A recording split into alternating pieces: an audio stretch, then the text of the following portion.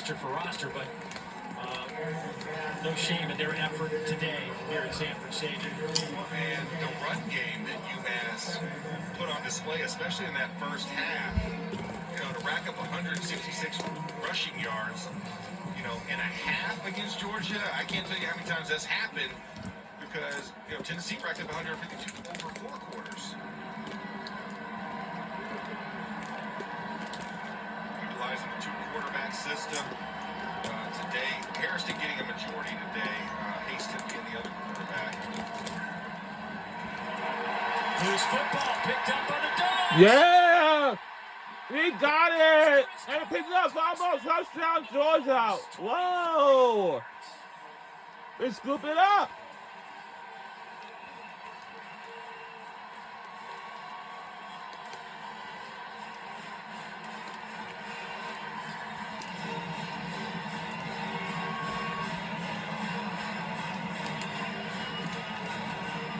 It's the freshman's second fumble recovery of the year, and this one is the old scoop and score variety, 24 yards on the return. There we go. Put on the shoulder pads. You've earned it. Turnover pads, I guess you'd have to say. We had that era a couple years ago where everybody had like some type of turnover thrown, a hammer, and all kinds of stuff, but the turnover pads there for Chris Cole.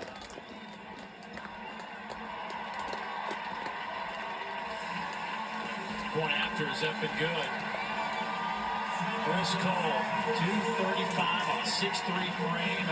The freshman out of Salem, Virginia. Yep, Chris Cole right there. Comes in off the edge, and then as he's coming through everything, boom, just comes over the top.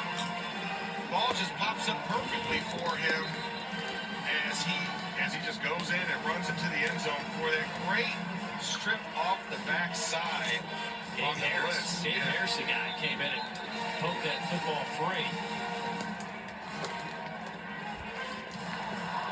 There's the celebration afterwards. When you make big plays, you get big pads.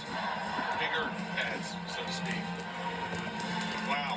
59 points now for the Bulldogs in this contest. Think about, the difference a half makes. They call Marching Man again. About, wanting to generate turnovers going into the half and better tackling. Well, they've accomplished those things in this second half. It's looked a lot cleaner. They bottled up UMass a lot more. The points to prove it.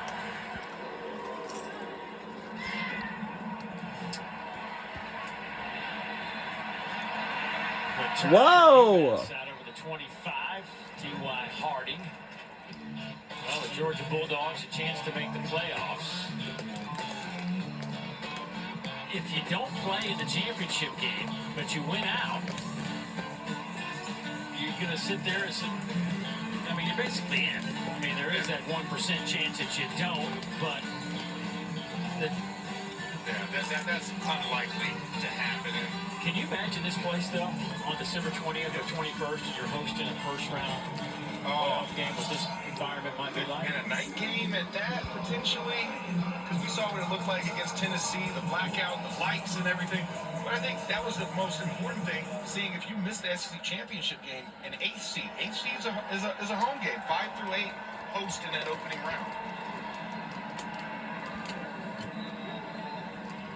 Campbell on that carry.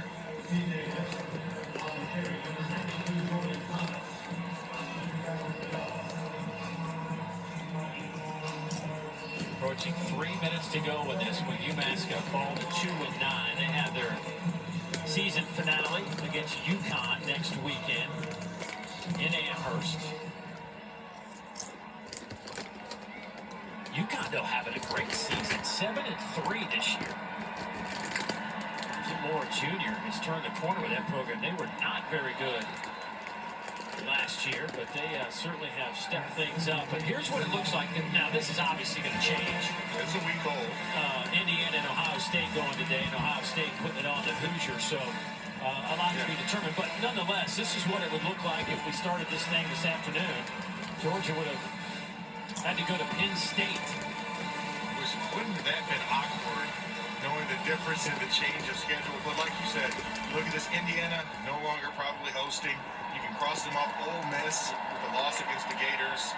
It'll change. It's going to change a little bit more. And I think even after next week, with all those rivalry games that are coming up, Texas A&M, the big showdown to come. But, of course, Texas needs to get past Kentucky first. Texas A&M has to play Auburn later tonight. So that's going to be two of those that'll start to round and shake things up. But, you know, that's why I like this 12-team playoff, because you don't know what it is. You can't just pencil teams in like we normally can when it's the 14 playoff. You just kind of, and especially, let's not even talk about the old BCS championship computer. Well, it doesn't matter. We have a hands anymore. Back when I played. You know, everything, when you All get right, one of those, we're seeing at the 2-minute mark. like Boise State could jump up in there and drop everybody down a slot. So you're going to have to really pay attention the next few weeks to the college football playoff rankings.